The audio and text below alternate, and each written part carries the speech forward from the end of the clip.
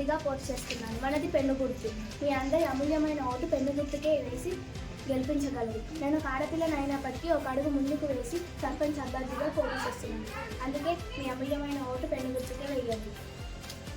సరే, చూద్దాం. ఎందుకమ్మా అట్లా అంటున్నారు? ఇది వచ్చి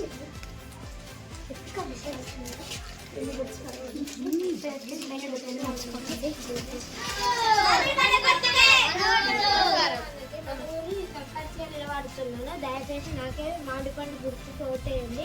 నన్ను గెలిపించండి. మన ఊరు సమస్యలన్నీ తీర్చుతాను. దయచేసి ఓటేయండి.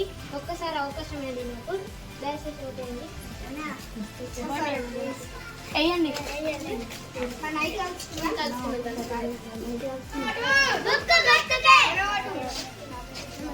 నేను సర్పంచ్ అభ్యర్థిగా నిలబడుతున్నాను. మీ అమూల్యమైన ఓటు బుక్ గుర్తుకు వేసి నన్ను గెలిపించండి. మన ఊళ్ళో ఉన్న సమస్యలన్నీ తీర్చుతాను. ధన్యవాదాలు.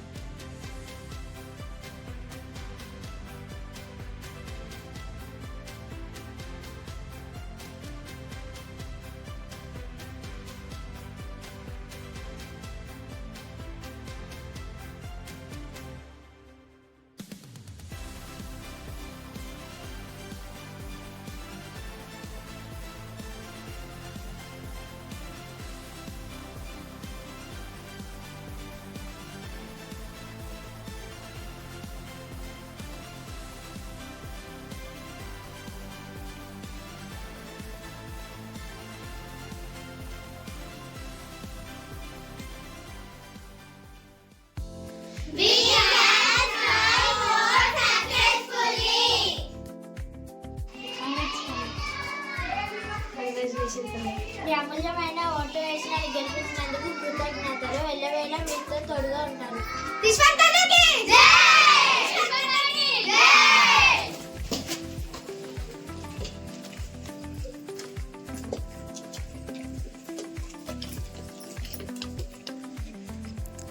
నమస్కారం సర్పంచ్ గారు. ఏంటి సంగతి ఇలా వచ్చారు? మా వీధిలో నల్లలు అస్సలు వచ్చారు. మా వీధిలో లైటింగ్ రావట్ల సర్పంచ్ గారు. మా వీధిలో రోడ్లు శుభ్రం చేస్తున్నారు సర్పంచ్ గారు. అయ్యగారు, నాకు పెన్షన్ వస్తలేదు అయ్యగారు.